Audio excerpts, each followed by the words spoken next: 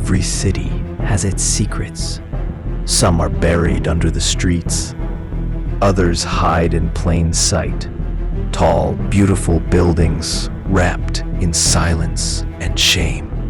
And then there's the Elmridge Hotel, a luxury landmark that stands proud in the heart of the city. Gold-trimmed elevators, velvet curtains, a grand piano that plays by itself in the lobby. Celebrities, politicians, and CEOs have all stayed there. The rich love it, the curious avoid it. But behind all that class and glitter lies something darker. Something that lives behind one door, room 616. The hotel doesn't talk about it. No guest ever checks in. The room doesn't appear on the digital map. No photos, no cleaning logs. Just a number etched into an old brass plate at the end of the top floor hallway. A door that's always locked, always cold, and always listening. They say whoever enters room 616 never comes out again. Not alive, not dead, just gone.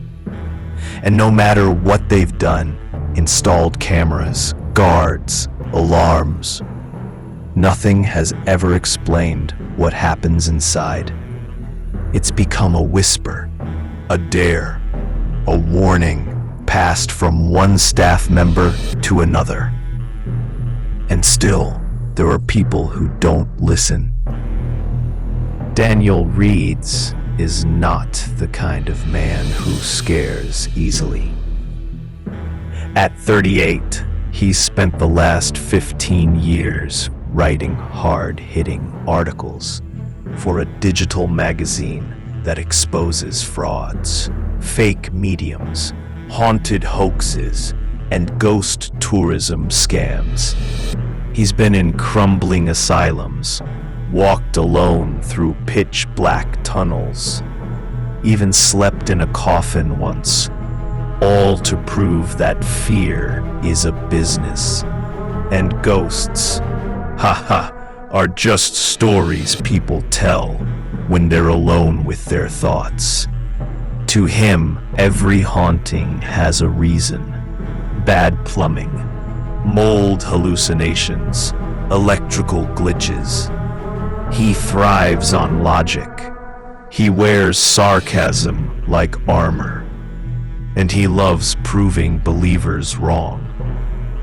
Daniel's videos and articles have gone viral dozens of times. Some call him brave, others call him a cynic, but all agree he never backs down. So when someone leaves a cryptic comment on his latest post, if you think you're fearless, try staying in room 616 at the Elmridge Hotel. It doesn't take him long to book a flight. He doesn't just want to visit the hotel. He wants that room. Because if he can debunk the most famous haunted hotel room in the country, he'll go down in history. Daniel arrives at Elmridge on a rainy Thursday afternoon. The hotel is exactly as described. Elegant, spotless, timeless. Bellboys in red uniforms open the doors. A chandelier of crystal lights hangs like a frozen storm above the reception. The scent of fresh flowers floats in the air. The staff greet him with warm smiles until they see the name on his reservation.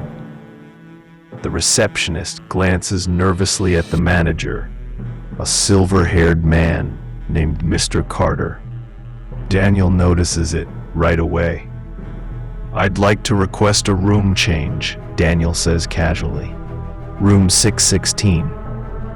The receptionist's fingers stop typing. The lobby suddenly feels colder.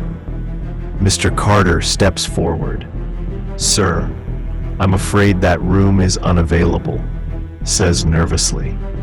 Daniel leans in. "Mr. Carter, I know about the room. I know about the stories. And I also know you've been refusing guests for years. But I'm not just any guest. I'm a journalist. If I don't get that room, I'll write an article. And trust me, it won't be a flattering one. I'll say your hotel uses ghost stories to hide some darker truth. Maybe crime, maybe cover-up. Either way, it won't be good for business." Mr. Carter's face hardens. "You think you're the first to ask? People like you have come before. Some laughed, some challenged us. They didn't laugh when they left. In fact, none of them left at all." Daniel keeps a straight face. "Then I guess I'll be the first." After a long pause, Mr. Carter sighs. "2 nights, no more. Sign this release form. We are not responsible for anything that happens inside that room." Daniel signs without blinking. The staff don't even offer to carry his bag. Room 616 is located at the farthest end of the top floor. No other guests are booked nearby. The hallway grows colder as Daniel approaches. The carpet fades. The wallpaper peels slightly. And then, the door, dark oak, brass number plate, and a strange, almost chemical scent in the air. He unlocks the door. It groans open. Inside, the room is perfectly preserved. A queen-sized bed with white sheets. A nightstand with an old rotary phone. A large mirror above the desk. Curtains drawn tight. No windows visible. Just thick silence. Daniel sets up his gear. 2 motion-activated cameras. An audio recorder. A thermometer. A voice recorder near the mirror. He speaks into the camera. "Day 1, room 616. I'm here to prove that this place is just another overpriced myth." He smiles, but it's forced. At night, around 3:13 a.m., the temperature in the room drops to freezing. The thermometer beeps. His breath becomes visible. The lights flicker just once. Then, a soft whisper. "Why are you here?" He grabs his flashlight, scans the room. Empty. He checks the mirror. A faint message is written in fog. "You made a mistake." He wipes it off, fast. "Clever trick. Steam writing," he mutters, but his hands tremble. The next morning, Daniel interviews staff around the hotel. No one wants to talk, but an elderly housekeeper named Maria agrees to speak in the service hallway. "Long ago, a man was found dead in that room," she says. "No wounds, no blood, just terror on his face. Since then, people vanish. Only their belongings are found. Their faces sometimes appear in the mirror, crying, screaming." Daniel records her. "Why not seal it off completely?" Maria lowers her voice.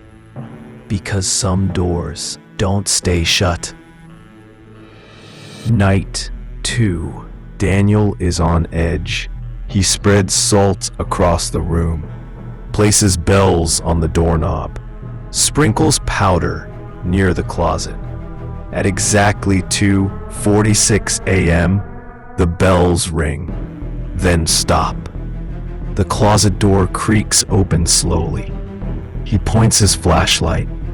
Empty. Suddenly, the lights go out. His phone goes dark. Even his backup battery dies. Only the cold remains. Then a voice, clear and slow. You shouldn't have come back. Daniel screams, backs into the corner. He fumbles for the camera. The screen flickers. The room looks different in night vision. The walls are peeling. The bed is decayed. And in the mirror, something moves. Not a reflection. A shadow standing behind him. He turns around. Nothing. At sunrise, Daniel rushes to the door. It won't open. The knob won't budge. He slams it, kicks it, screams for help. No answer. He looks out the window and sees nothing. No city, no light. Just black fog rolling endlessly in every direction. Then, a knock from the inside of the closet.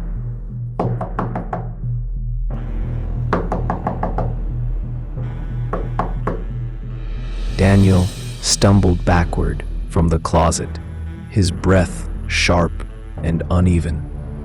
He pressed his back against the far wall, eyes locked on the half-open closet door. The knocking had stopped, but the silence that followed was worse. It wasn't just quiet, it was empty, like sound itself had left the room. The camera's red light blinked faintly, its battery somehow draining by the second. The darkness outside the window thickened, now pressing against the glass like a living thing, waiting to seep in. He tried the phone on the nightstand. Dead. No dial tone, no static. Just a low humming, almost like something breathing inside the line. He grabbed his journal, flipping to a blank page, and began writing everything down. Timestamps, sounds, symbols. It was his way of staying in control, staying sane.